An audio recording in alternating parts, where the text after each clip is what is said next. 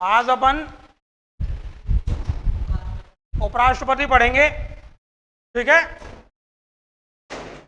राष्ट्रपति आपका कंप्लीट हो चुका है। संविधान के भाग 5 के अंतर्गत राष्ट्रपति आता था और जो उपराष्ट्रपति है वो भी संविधान के भाग 5 के अंतर्गत ही आता है। आर्टिकल 63 से लेकर आर्टिकल 69 के बीच में उपराष्ट्रपति से संबंधित बातें लिखी हुई हैं।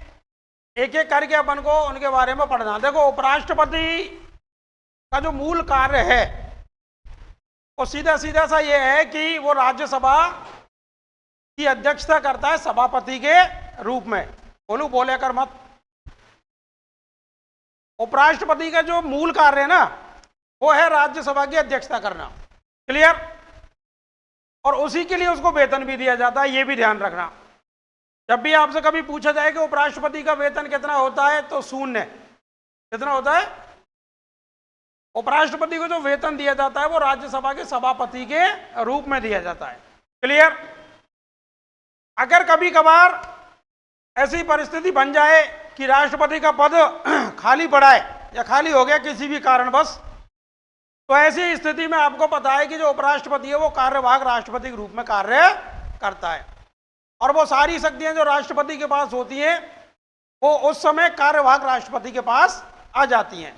फिर वो राज्यसभा का सभापति नहीं होता, ध्यान रखना इस चीज को, वो होता है सीधा सीधा राष्ट्रपति। ठीक है, आगे और आप बात करें इसकी तो उपराष्ट्रपति का जो पद है मित्रों वो आपको पता होना चाहिए कि हमने अमेरिका से लिया है। किससे लिया है? उपराष्ट्रपति का पद हमने अमेरिका से लिया है। क्लियर? एक तो ये क्वेश्चन बार बार पूछा जाता है कि साहब उपराष्ट्रपति का पद कहां से लिया, तो उत्तर होता है अपना अमेरिका। संविधान के भाग 5 के अंतर्गत आता है। आर्टिकल 63 से लेके 69 के मध्य में उपराष्ट्रपति का उल्लेख है। और दूसरी चीज और ध्यान रखना, राष्ट्रपति के बाद भारत का दूसरा सबसे बड़ा पदाधिकारी होता है कौन? उपराष्ट्रपति। ठीक है, उपराष्ट्रपति के बारे में बात करें तो जैसा कि मैंने आपको बताया था कि इनके चुनाव की अधिसूचना कौन जारी करेगा?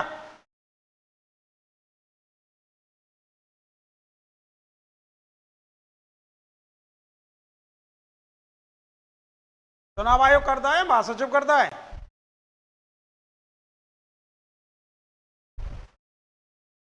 कुछ मैंने बताया था क्या आपको? हाँ बेटा बता। राष्ट्रपति की कौन करे और उपराष्ट्रपति की वही करेगा।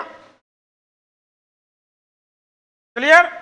दूसरी चीज इसके बारे में और बात करें कि इसका जो निर्वाचक मंडल है, निर्वाचक मंडल में लोकसभा और राज्यसभा के सभी सांसद होते हैं, निर्वाचित भी और मनोनीत भी। समझ में आ रही बात?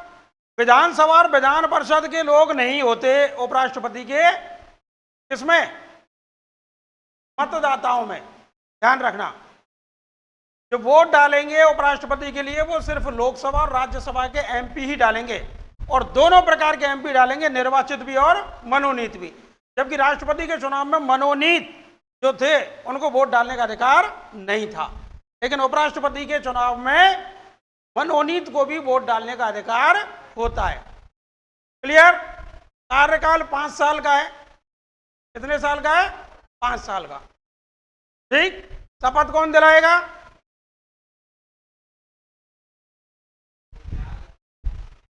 गलत।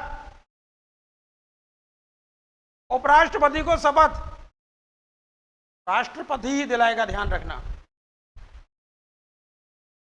क्लियर? ठीक है, तो ये बड़ी छोटी छोटी सी महत्वपूर्ण बातें थी, कभी कभार इनमें से भी क्वेश्चन आ जाता है, इसलिए इनको ध्यान रखना है। ठीक है मित्रों, आगे स्टार्ट करते हैं।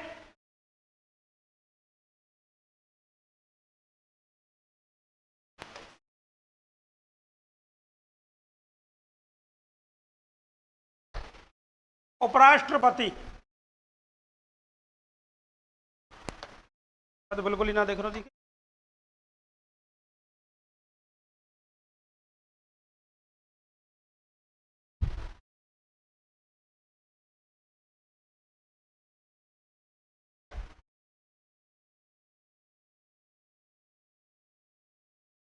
उपराष्ट्रपति। संविधान के भाग 5 में ध्यान रखना। और आर्टिकल की बात करें तो आर्टिकल 63 से लेके 69 तक। कहाँ तक है? आर्टिकल 63 से लेके 69 तक। ठीक है, दो तीन चीजें इसके बारे में लिख लें पहले। उपराष्ट्रपति का पद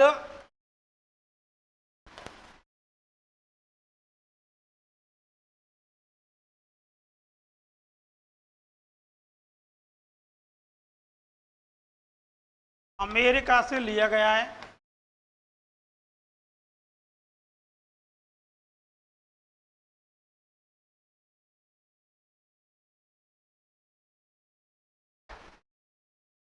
ठीक है, दूसरा, राष्ट्रपति के बाद भारत का दूसरा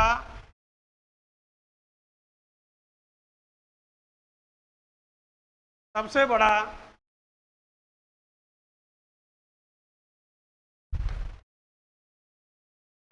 पदाधिकारी होता है। ठीक है मित्रों, इसके आर्टिकल से संबंधित जो बातें लिखी हुई हैं उनको मैं एक ट्रिक में आपके सामने रख रहा हूं, उसको याद कर लेना, आसानी होगी।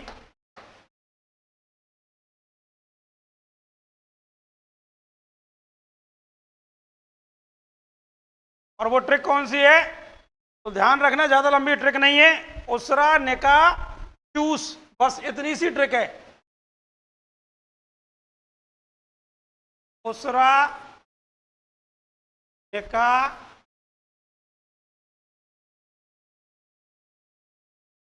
चूस। देखें,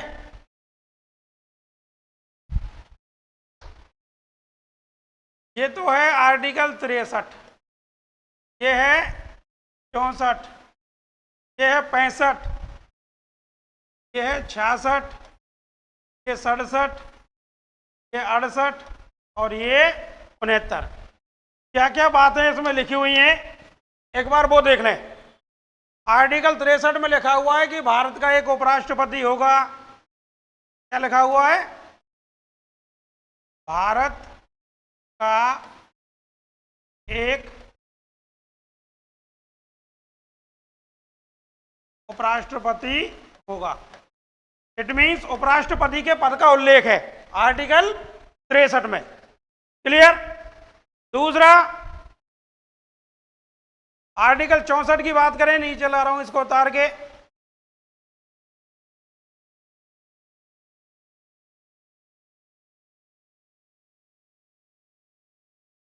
इसमें लिखा हुआ है कि उपराष्ट्रपति राज्यसभा का सभापति होता है या होगा। उपराष्ट्रपति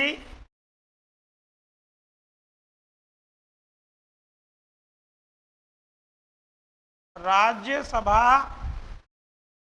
का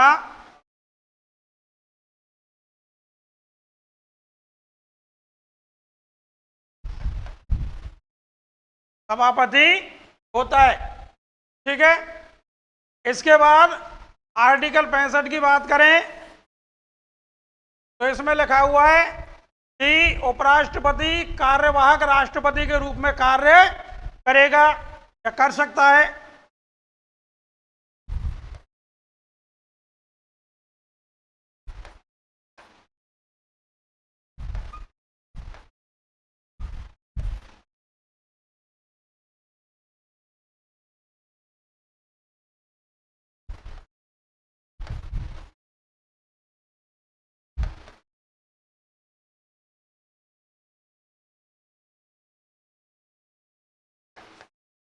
करेगा कब? जब राष्ट्रपति का पद खाली होगा। ठीक है, उसके बाद है साहब आर्टिकल 66। आर्टिकल 66 में निर्वाचन क्या है? निर्वाचन यानी उपराष्ट्रपति का निर्वाचन।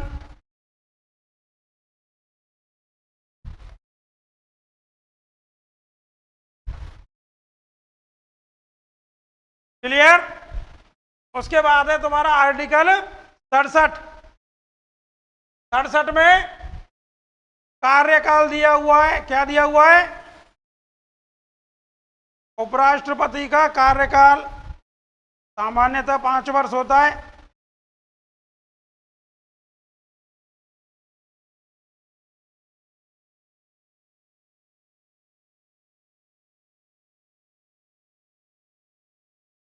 उसके बाद है आर्टिकल 68। इसमें लिखा हुआ है उपराष्ट्रपति का चुनाव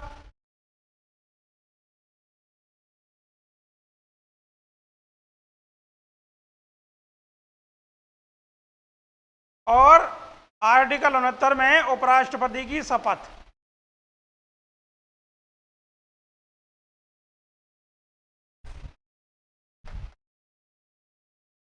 ये आपके उपराष्ट्रपति से संबंधित 7 अनुच्छेद हैं। ठीक है,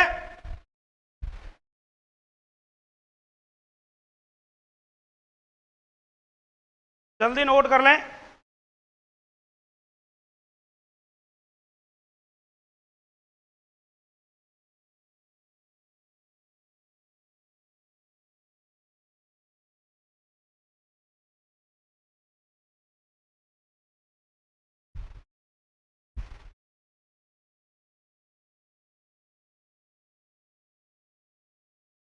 चलते आ रहे हैं।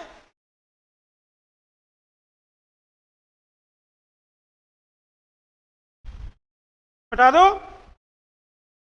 आगे चलते हैं मित्रों।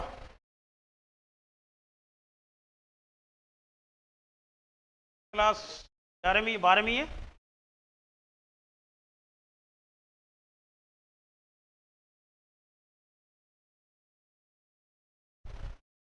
रुक जाओ, तो मैंने पता तुम दूसरी दुनिया में रहे।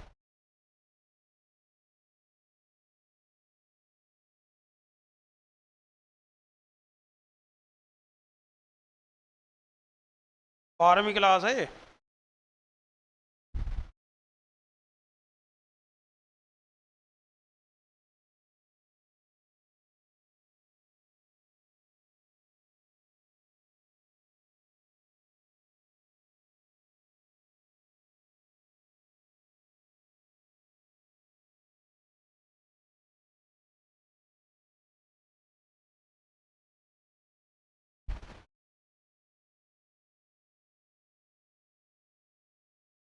कर लिया नोट? जल्दी करो बेटा।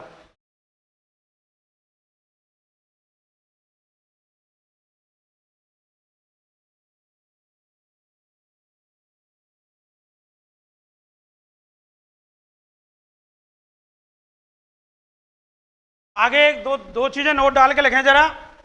देखो देखो, कार्यवाहक राष्ट्रपति के समय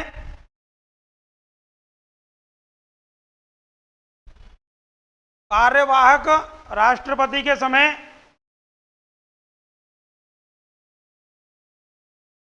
कार्यवाहक राष्ट्रपति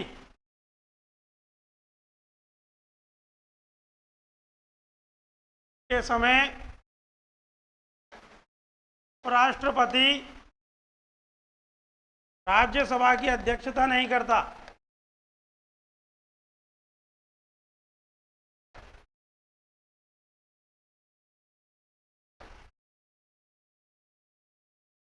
क्लियर?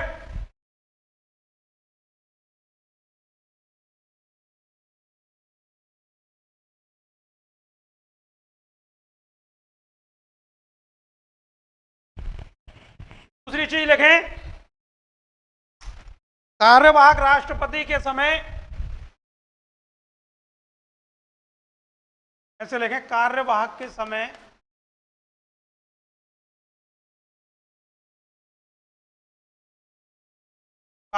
समय राष्ट्रपति की सारी पावर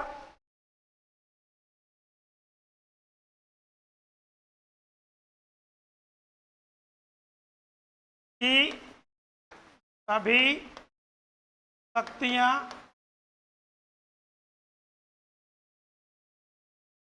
एवं राष्ट्रपति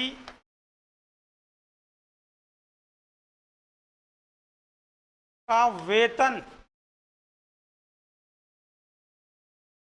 दिया जाता है। ठीक है, ये दो चीजें मित्रों ध्यान रखना कि जब उपराष्ट्रपति कार्यवाहक राष्ट्रपति के रूप में कार्य करेगा तो उस समय वो राज्यसभा की अध्यक्षता नहीं करेगा, पहली बात। ठीक है, दूसरी बात, राष्ट्रपति के पास जो पावर होती है वो सारी पावर कार्यवाहक राष्ट्रपति को दे दी जाती है। ठीक, तीसरी चीज, जो वेतन राष्ट्रपति को मिलता है वही वेतन फिर कार्यवाहक राष्ट्रपति को भी मिलता है। क्लियर? ठीक है ना, आगे चलते हैं मित्रों। निर्वाचन मंडल, पहले तो आप ये लिखें, उपराष्ट्रपति का निर्वाचन मंडल।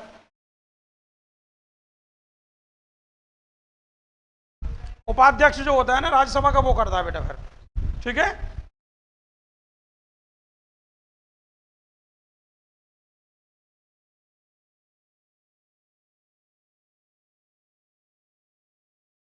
निर्वाचन मंडल आर्टिकल 67 के तहत मैंने बताया था आपको।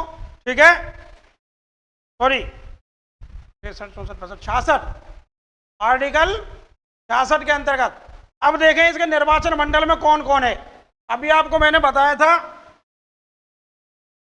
लोकसभा एवं राज्यसभा के सभी निर्वाचित एवं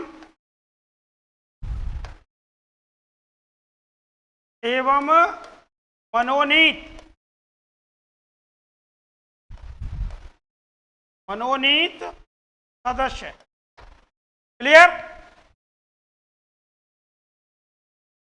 लोकसभा एवं राज्यसभा के सभी निर्वाचित एवं मनोनीत सदस्य। समझ में आ रही बात? जबकि राष्ट्रपति में कौन थे, सिर्फ ये नहीं होते थे मनोनीत, जबकि उपराष्ट्रपति के में निर्वाचित और मनोनीत दोनों होते हैं। ठीक है, राष्ट्रपति के में जो विधानसभाओं के एमएलए होते थे वो भी वोट डालते थे, लेकिन उपराष्ट्रपति के में विधानसभाओं के एमएलए वोट नहीं डालते हैं। क्लियर? ठीक है, आगे बात करें।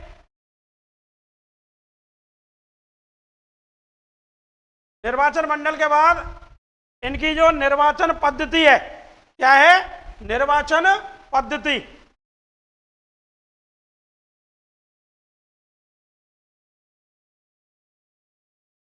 ये भी आर्टिकल 66 में ही है। में आर्टिकल 66 में ध्यान रखना बेटा, जो निर्वाचन पद्धति राष्ट्रपति की थी वही निर्वाचन पद्धति उपराष्ट्रपति की होती है, यानी कि एकल संक्रमणीय आनुपातिक मत प्रणाली। देखें इसमें एकल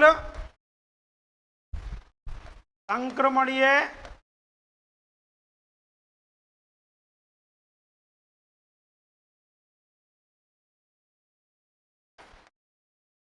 आनुपातिक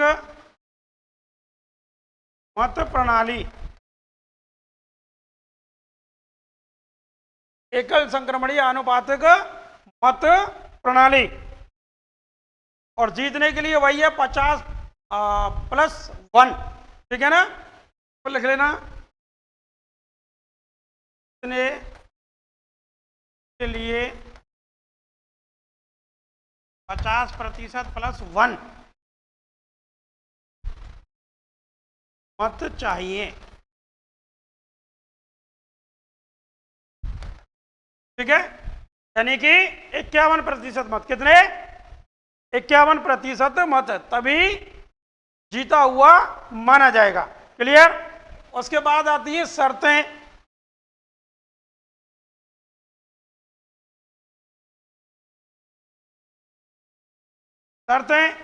शर्तों में वही है, कितने प्रस्तावक होंगे और कितने अनुमोदक होंगे। ठीक है, तो देखें प्रस्तावक कितने होंगे मित्रों? 20। वेरी गुड, पहले भी लिखाया था ये, है ना। और अनुमोदक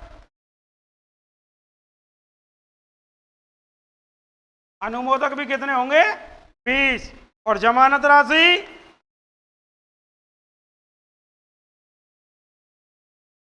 जमानत राशि 20,000 है, 15,000 मत कर देना, ध्यान रखना 15,000 नहीं है, संशोधन हो चुका है, 20,000 हो चुकी है। ठीक है, कई सारी किताबों में अभी भी 15,000 है, तो उस चीज को ध्यान रखना। जमानत राशि कितनी है? 20,000। और ये जमा कहां होगी?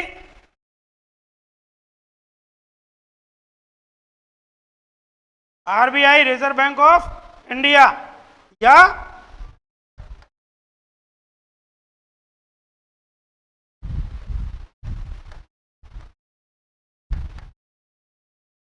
ठीक है। ये मित्रों बात हो गई इनके निर्वाचन मंडल की, निर्वाचन पद्धति की, और जो शर्तें हैं प्रस्तावक, अनुमोदक और जमानत राशि की। क्लियर? उसके बाद इसी में अभी और बात करेंगे।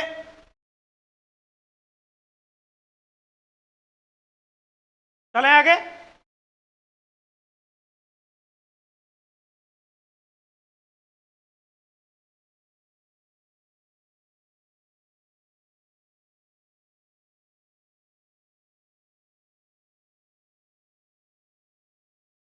योग्यताओं की बात करें, किसकी योग्यताएं? ये भी आर्टिकल 66 में ही है, ध्यान रखना। किसमें? आर्टिकल 66 में। तो कोई योग्यता वही है, घिसी पिटी सी है, जो सबकी योग्यता होती है वो इनकी योग्यताएं। भारत का नागरिक हो, पहली बात। 35 वर्ष की आयु पूर्ण कर चुका हो, दूसरी बात। आर्थिक रूप से दिवालिया ना हो, मानसिक रूप से पागल ना हो, है ना, और 2 वर्ष का कोई सजा याफ्ता अपराधी ना हो। ठीक है ना?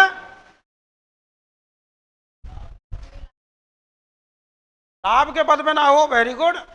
और कोई लाभ को पद, ये सरकारी कर्मचारी ही लाभ का पद है। ठीक है ना? ये चीजें मोटी मोटी सी आपको ध्यान रखनी है, हैं? अच्छा, पागल और मेंटल में अंतर रहेगा तो भाई, तो ये ध्यान रखना, ये सारी सभी के लिए योग्यताएं एक समान होती हैं, सिर्फ इनकी उम्र में बदलाव होता है। चाहे एमपी हो, चाहे एमएलए हो, चाहे राष्ट्रपति हो, चाहे उपराष्ट्रपति हो, इनकी सिर्फ उम्र में बदलाव होते हैं, वरना और सारी चीजें एक समान होती हैं। और शिक्षा की ऐसी बात है कि भारत में अनपढ़ भी चले। कौन चले? राजनेता अनपढ़ हो, कोई दिक्कत नहीं है। ठीक है ना? चुनाव आयोग को इससे कोई परेशानी नहीं है, भारतीय संविधान को इससे कोई परेशानी नहीं है कि चाहे हम राष्ट्रपति बना रहे, चाहे उपराष्ट्रपति बना रहे, चाहे एमपी बना रहे, चाहे एमएलए बना रहे, शिक्षा का कोई भी प्रावधान नहीं है। क्लियर? और चपरासी बनवे को 10 पास होना जरूरी। चपरासी को क्या करना? सिर्फ झाड़ना है, और झाड़वे को 10 पास होना या 8 पास होना जरूरी है। और स्थिति यह है बेरोजगारी की इंडिया में कि जब चपरासी की वैकेंसी निकलती है तो मैंने जो पोस्ट ग्रेजुएट बंदे हैं वो भी फॉर्म अप्लाई करते हुए देखे चपरासी के पद के लिए। ये स्थिति है पढ़े लिखों की।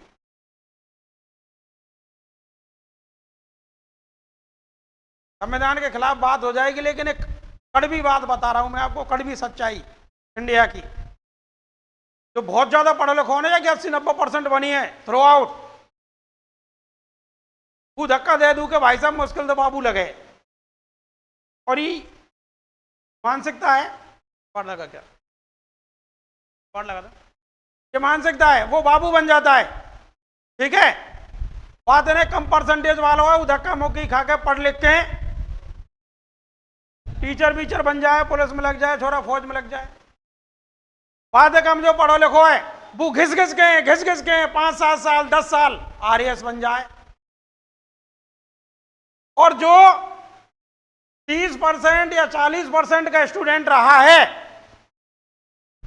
वो नेता बन जाए, और फिर इन पे बेटा ने सब पढ़े लिखे इन पर शासन करे, वो राज करे। वो फिर इन पर 90% वाले इन पर शासन करे। फिर 90% वाला सोचता है, कभी कभी क्या होता है पता है कि कोई क्लासमेट ही निकल आवे ऐसा राजनेता, क्लासमेट राजनेता निकल आता है, और वहां के नीचे जाके साहब एक जो 90% वाला था वो या तो ए होगा या AA हो सके, वो बाबूगिरी कर रहा हो वहां के नीचे। ठीक है ना। जब क्लास में पढ़े ना, जब तो 90% वालों मुक्का मारे होगा में स्पेलिंग पूछा हो जब टीचर और वहां पे बता नहीं 40% वाले पे तो मुक्का मारे हो स्कूल में। अब जैसे ही वो 40% वालों नेता बन जाए फिर वो वहां में घूसा मारे ऑफिस में।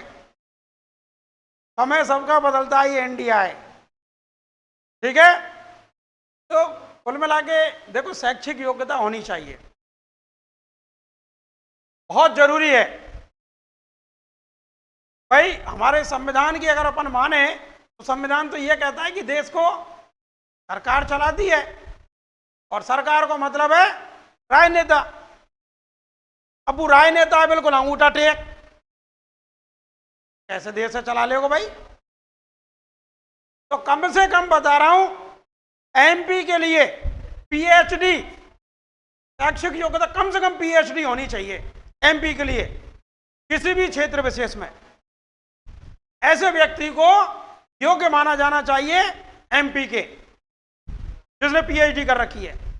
अरे काम आएगा भाई। ब्यूरोक्रेसी क्यों हावी रहती है देश में, इसका एक सबसे बड़ा कारण पता है? ब्यूरोक्रेट आईएएस आदमी है, पढ़े लिखे, और ये बिल्कुल बिल्कुल नल्ले गधा अनपढ़। तो फिर क्या होता है? फिर ये होता है जो ब्यूरोक्रेट कहता है वो बात सही है उसके लिए, ठीक है भाई बना। ब्यूरोक्रेसी तो फिर हावी रहेगी रहेगी, ठीक है ना। आगे चले।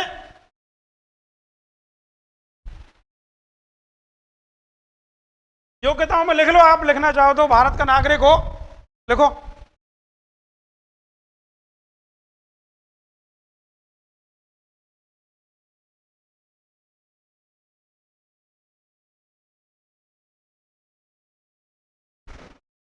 भारत का नागरिक हो, 35 वर्ष की आयु पूरी कर चुका हो,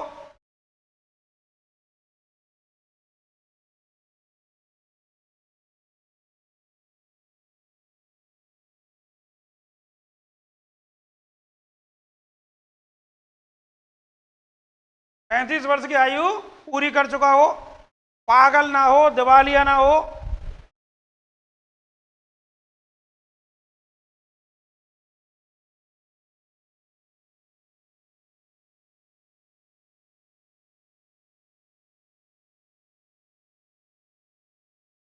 पागल ना हो, दिवालिया ना हो और सजा याफ्ता ना हो।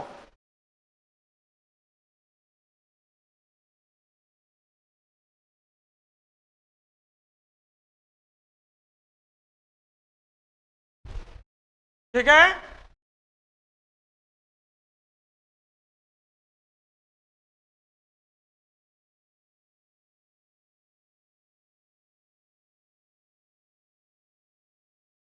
उसके बाद कार्यकाल की बात करें,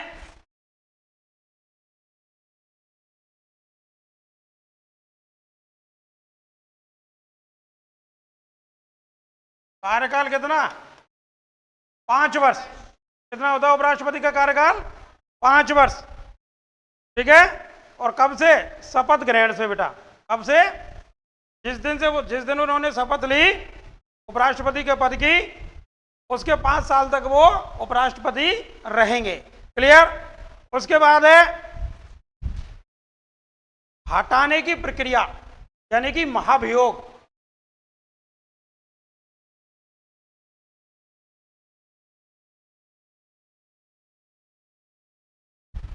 कौन सी चीज? महाभियोग। जैसे राष्ट्रपति पर महाभियोग लगता था ना, वैसे ही सेम उपराष्ट्रपति पर भी महाभियोग लगता है, ध्यान रखना। लेकिन इसमें और उसमें भिन्नता क्या है?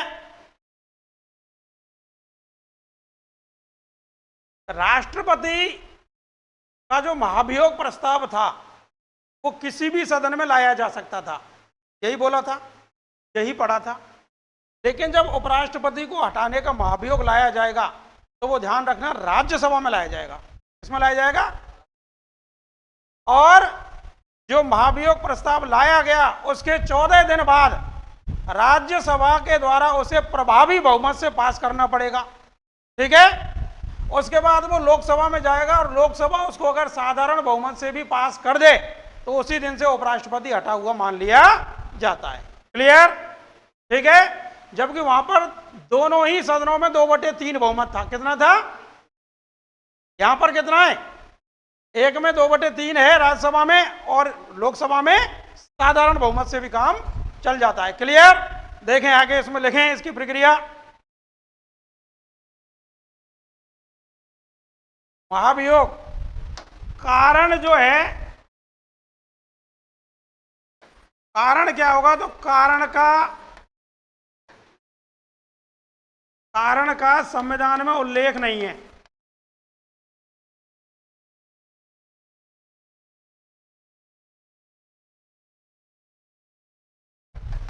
क्लियर? संविधान में उल्लेख नहीं है, जबकि राष्ट्रपति के कारण का उल्लेख था कि अगर वो क्या कर ले, संविधान का कदाचार करने लग जाए, क्या करने लग जाए? संविधान का कदाचार करने लग जाए, तो इस कारण से राष्ट्रपति पर महाभियोग लगता था। लेकिन उपराष्ट्रपति पर महाभियोग लगाने का के कारण का कोई भी उल्लेख नहीं है। क्लियर?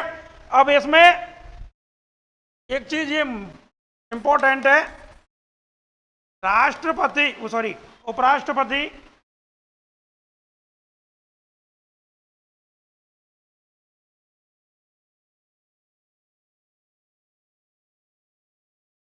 उपराष्ट्रपति पर महाभियोग प्रस्ताव केवल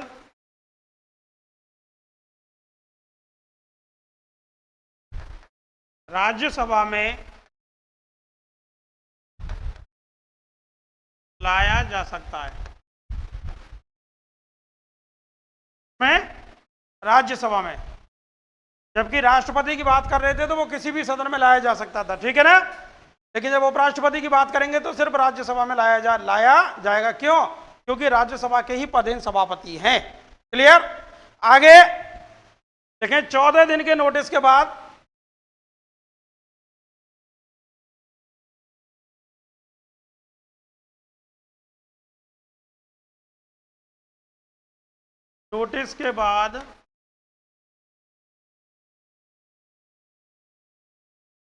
राज्यसभा द्वारा इस प्रस्ताव को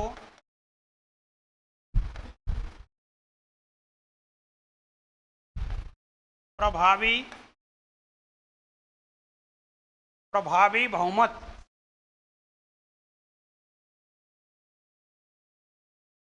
से पास करना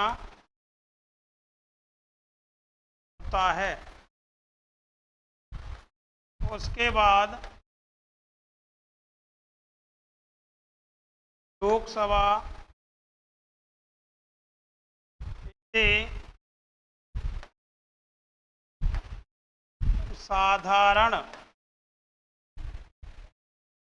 साधारण बहुमत से पास कर दे तो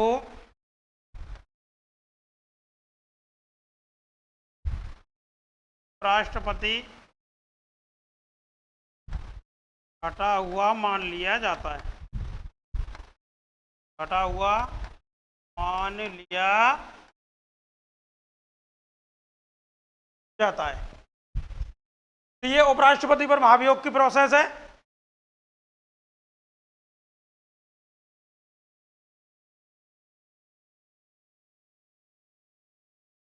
ठीक है?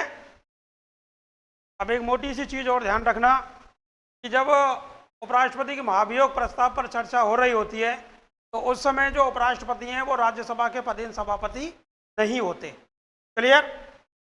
ठीक है? हाँ, चर्चा में भाग ले सकते हैं लेकिन वोटिंग नहीं कर सकते प्रस्ताव पर। ठीक है? ये मोटी सी बात है। उसके बाद आगे चलें।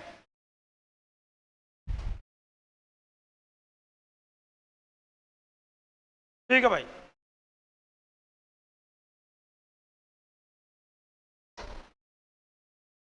देखा, आर्टिकल 68 में आपने पढ़ा था, यदि उपराष्ट्रपति का पद रिक्त हो जाए, यदि राष्ट्रपति का पद रिक्त हो जाए, सॉरी लिखें आप, यदि उपराष्ट्रपति का पद रिक्त हो जाए किसी भी कारण से, तो उपराष्ट्रपति का चुनाव यथाशीघ्र करना होगा। इसके लिए 6 महीने की लिमिटेशंस नहीं है, ये ध्यान रखना। ये जरूरी नहीं है कि 6 महीने के अंदर अंदर चुनाव कराना जरूरी है उपराष्ट्रपति का, 6 महीने से अधिक का समय भी लग सकता है। ठीक है, तो इसमें लिखा है आर्टिकल 69 में,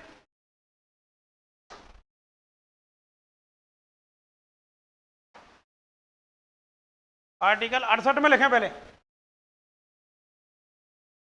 आर्टिकल 68 देखें, यदि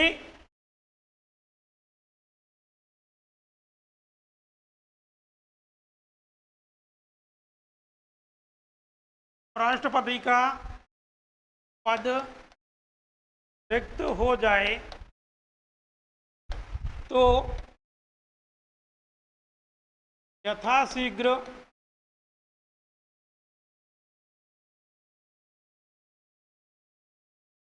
चुनाव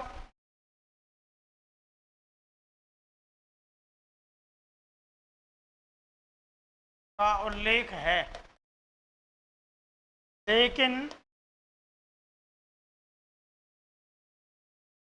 के चुनाव में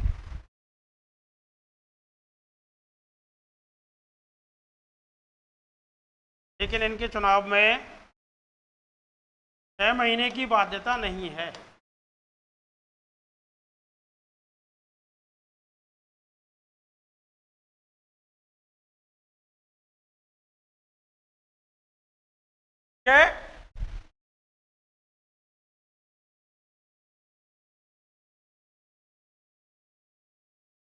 आर्टिकल 69 में लिखें, उपराष्ट्रपति की शपथ।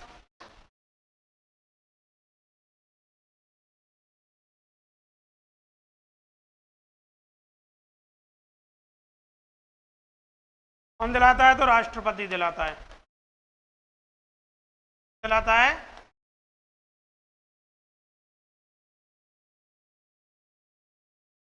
ठीक है,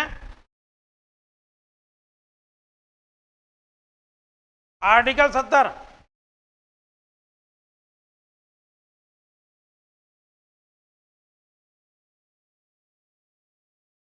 में लिखना है, आकस्मिक परिस्थितियों में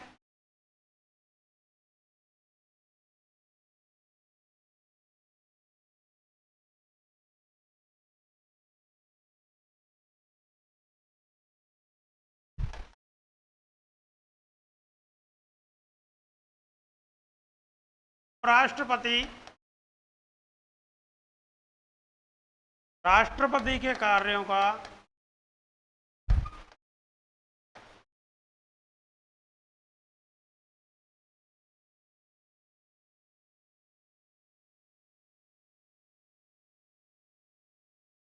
निर्वहन करता है।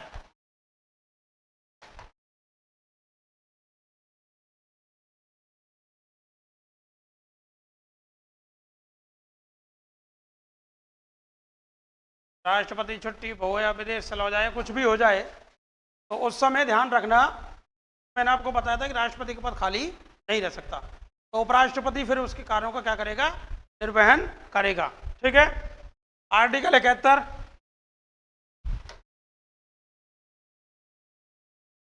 क्या की तो पता हो, पढ़ चुके हैं। उपराष्ट्रपति के निर्वाचन से संबंधित झगड़ों को कौन सुलझाएगा? सुप्रीम कोर्ट, भूल जाओ तुम तो छोड़ा, उच्चतम न्यायालय। कौन सा न्यायालय? आपने क्या बोला था? एक ही बात है। ठीक है, देखें बेटा, इसमें इनके निर्वाचन से संबंधित विवादों का निपटारा इनके निर्वाचन से संबंधित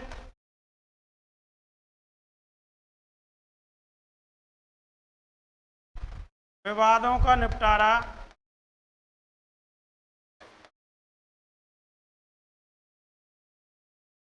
सुप्रीम कोर्ट करता है। कौन करता है? Supreme court. राष्ट्रपति के विवादों का निपटारा भी आर्टिकल 71 के तहत सुप्रीम कोर्ट करता था, और उपराष्ट्रपति के विवादों का निपटारा भी आर्टिकल 71 के तहत कौन करता है? सुप्रीम कोर्ट करता है। क्लियर?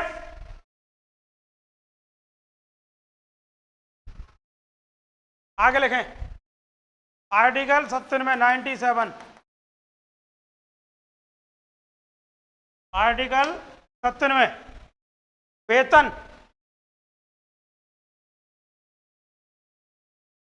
आर्टिकल 97 में क्या दिया हुआ है? उपराष्ट्रपति का वेतन। अच्छा, इसमें एक चीज ध्यान रखना आप,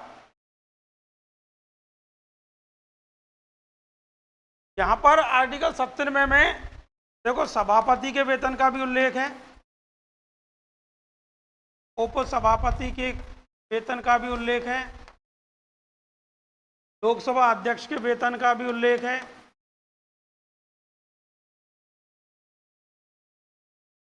और लोकसभा उपाध्यक्ष।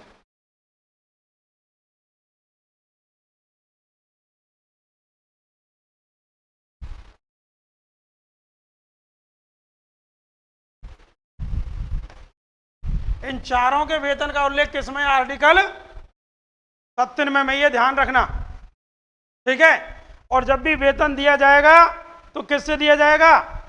संचित निधि से। किससे दिया जाएगा?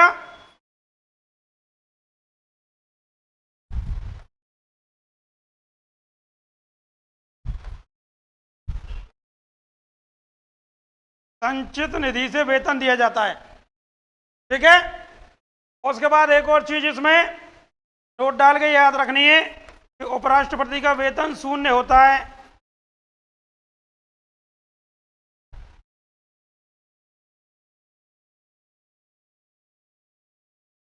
वेतन कैसा होता है? शून्य। इन्हें राज्यसभा के सभापति के रूप में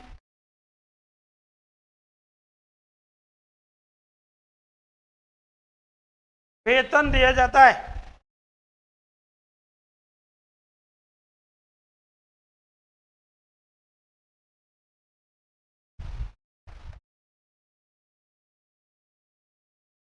किसके रूप में वेतन दिया जाता है? सभापति के रूप में, ध्यान रखना, ना कि उपराष्ट्रपति के रूप में। उपराष्ट्रपति के रूप में तो इनका वेतन कैसा है? शून्य है, ध्यान रखें, ठीक है? अच्छा, एक और चीज ध्यान रखना कि वेतन कितना दिया जाता है? तो कितना? 4 लाख रुपए। कितना है? 4 लाख।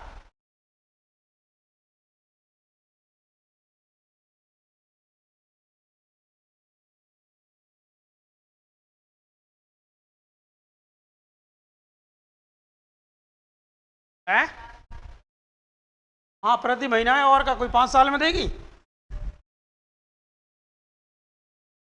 है बेटा, प्रत्येक महीने 4 लाख रुपए। ये वेतन ही वेतन है, मैं तो वो और अलग है वे, स्वागत भत्ता, फलानो भत्ता, ठिकानो भत्ता, वो तो सब अलग हैं, ठीक है? आगे चलें। उसके बाद उपराष्ट्रपति के कार्य हैं 3-4, इनके बारे में बात कर लें। कार्य, पहला कार्य है कि उपराष्ट्रपति दिल्ली विश्वविद्यालय का कुलाधिपति होता है। देखें,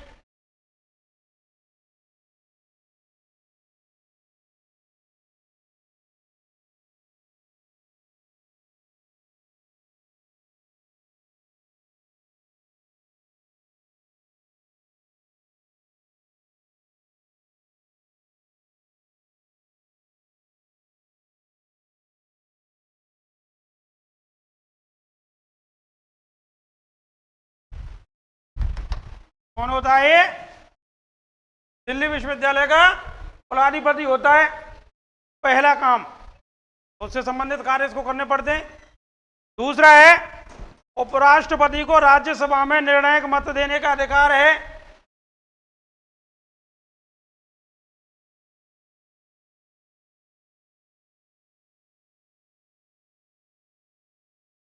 राज्यसभा में निर्णायक मत, लला हवाई नहीं, निर्णायक मत देने का अधिकार।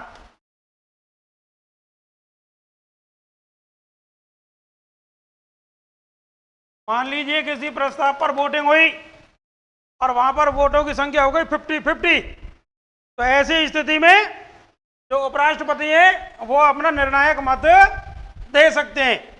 क्लियर। तीसरा जो इनका कार्य है, उपराष्ट्रपति राष्ट्रपति के इस्तीफे को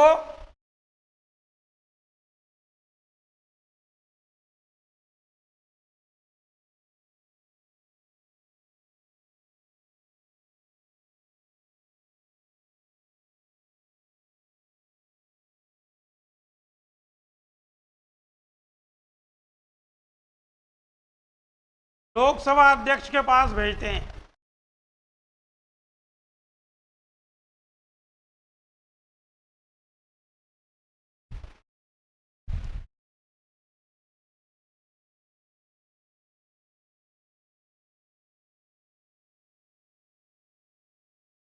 किसके पास भेजते हैं?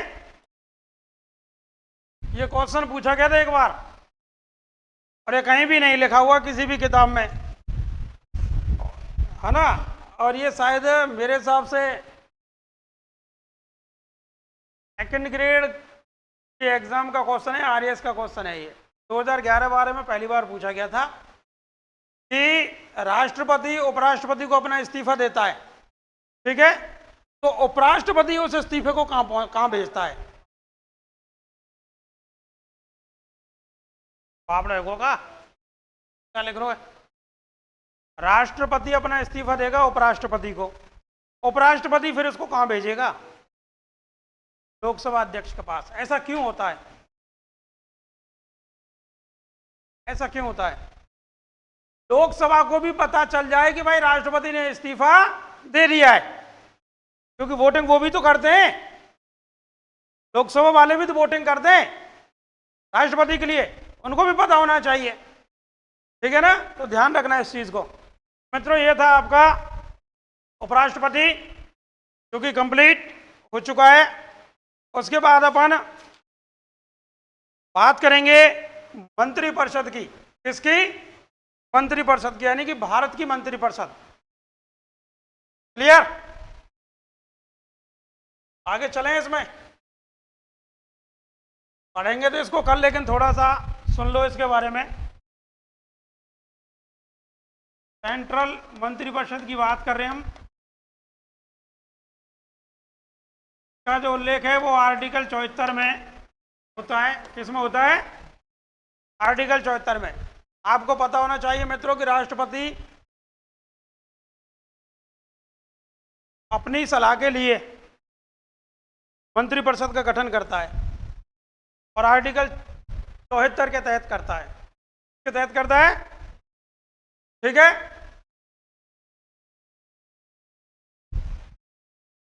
मंत्रिपरिषद में जो मंत्री होगा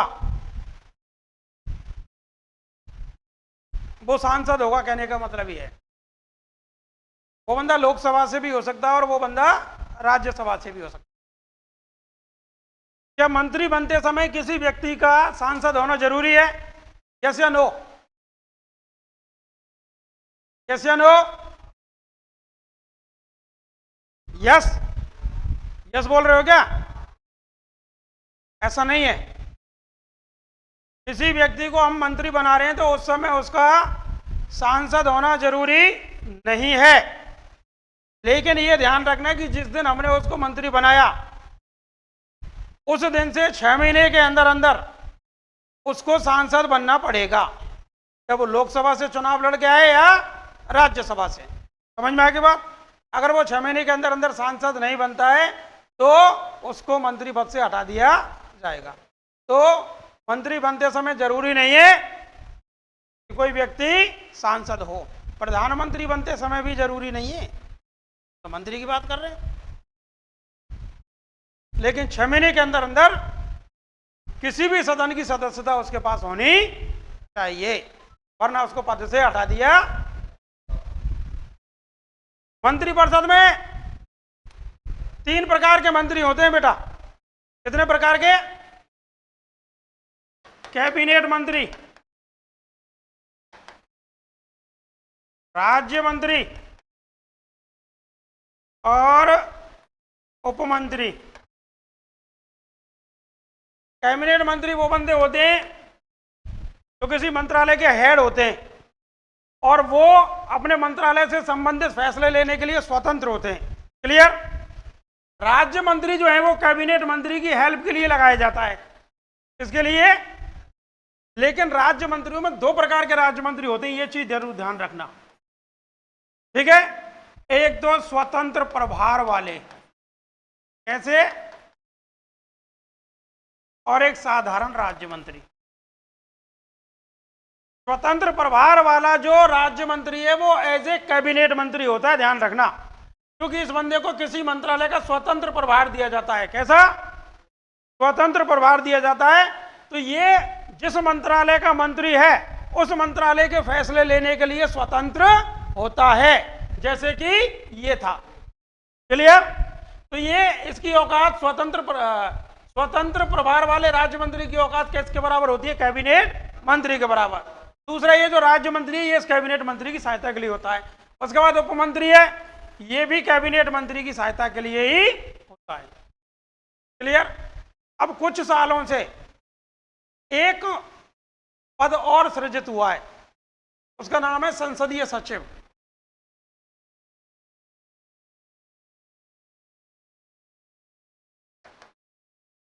दो 2003 में 91वां संविधान संशोधन हुआ था, उसमें मंत्रिपरिषद की संख्या जो है वो सीमित कर दी गई। ठीक है? और सीमित ये की गई कि मंत्रिपरिषद का जो आकार होगा वो लोकसभा की कुल सीटों का 15% होगा। कितना होगा?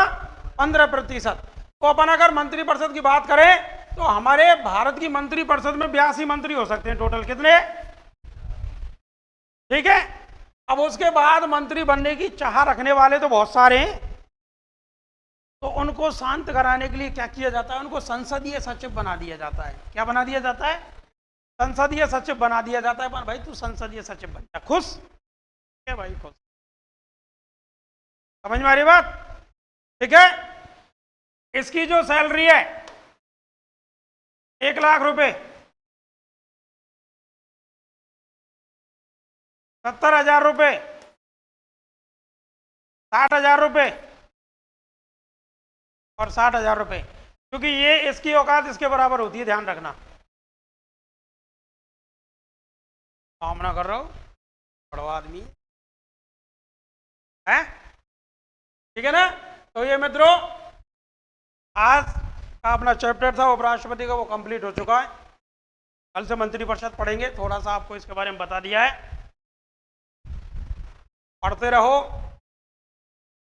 और बढ़ते रहो।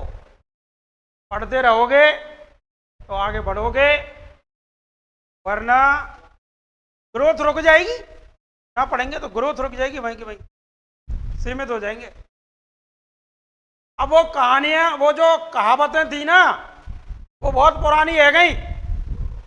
जब हमारी दादी हम तो जो कह दे भाई लाला ने क्या कहाँ में कर ले, और हमें स्कूल से जाके नहीं होमवर्क करने लग जावे। दादी के भाई ने क्या काम में कर दे बेटा, और हम कहे दादी तो दीख नरक में पढ़ रहा हूँ। तो दादी कहा के भाई अरे कहूँ ना तू कलेक्टर है रो, पढ़ रहा है तू। तो अभी भी कहते हैं नहीं, एक दिन में तो कोई कलेक्टर नहीं होता, ये तो सही कहते हैं। लेकिन पुराने समय पे हमारी दादी यूं ही कहते भाई कहीं ना कलेक्टर है रो, तू पढ़ रहा है। यह आपको क्या मतलब हो? वो कहीं ना कहीं हमें हमारे हौसलों को तोड़ देती थी, पर ऐसा नहीं है मित्रों, ध्यान रखना। जैसे पहले इंडियन क्रिकेट टीम में बड़े बड़े सिटियों के प्लेयर खेलते थे, छोटी छोटी सिटी के प्लेयर ना देखें पहले, या तो कोई हैदराबाद से आता था, या मुंबई से, या दिल्ली से, या चेन्नई से, यहीं से आते थे, या कलकत्ता से ज़्यादा से ज़्यादा। लेकिन आज की परिस्थिति देखें, छोटे छोटे जो गांव है ना, उनसे भी भारतीय क्रिकेट टीम में क्रिकेटर खेल रहे हैं। वही स्थिति आज कलेक्टरों की है। गांव में से पढ़ के निकला हुआ एक जो बंदा है वो कलेक्टर के पद को सुशोभित कर रहा है। तो ये कहावतें बहुत पुरानी है गई कि कहीं ना पढ़े लिख के कलेक्टर बननो, बिल्कुल पढ़े लिख के ही कलेक्टर बनेंगे साहब। तो दुनिया की बातों पर ध्यान नहीं देना है, आपका जो लक्ष्य है वह लक्ष्य पर अर्जुन की तरह निगाह रखो और उसको प्राप्त करने के लिए प्रयास करो, परिश्रम करो और धैर्य रखो, ठीक है ना। सारे काम सफल हो जाते हैं। परिश्रम अगर करना सीखना है तो ये जो छोटे छोटे जीव है ना हमारे पृथ्वी पर, इनसे परिश्रम करना सीखो। चींटियां नेक सौ आवे मुंह में, आवे कि ना आवे, पर लगी रहेंगी लगी रहेंगी लगी रहेंगी। और तुम्हें पता अपने काज घर बना ले कि ना बना ले, जमीन खोद के, है ना। एक चींटी की छोटी सी क्लास में हमने कहानी सुनी, एक चींटी दीवार पर चढ़ रही, खाने का टुकड़ा ले गए, बार बार असफल है जा भाई और नीचे गिर जा भाई, लेकिन उसने हार नहीं मानी, उसने धैर्य रखा। और समय लगेगा लेकिन परिश्रम करूंगी तो जरूर सफल होंगी। और एक स्थिति ऐसी आई कि वो चींटी ऊपर चढ़ गई। बया चिरैया देखी होगी, बया चिरैया, बया अपने बच्चों को बरसात से बचाने के लिए, खुद को बरसात से बचाने के लिए घोंसला बनाती है बरसात से पहले, तिनका जोड़ के घोंसला बनाती है, परिश्रम करती है बहुत ज्यादा। और उससे बड़ा आर्किटेक्ट मैंने नहीं देखा। उसका घोंसला देखो आप भाई साहब, ठीक है। तो मित्रों परिश्रम करो, ठीक है, और धैर्य रखो, मंजिल जरूर मिलेगी। हो सकता है असफल हो जाएं एक आध बार, लेकिन अगर धैर्य रखोगे और परिश्रम करते रहोगे तो सफलता जरूर मिलेगी। धन्यवाद।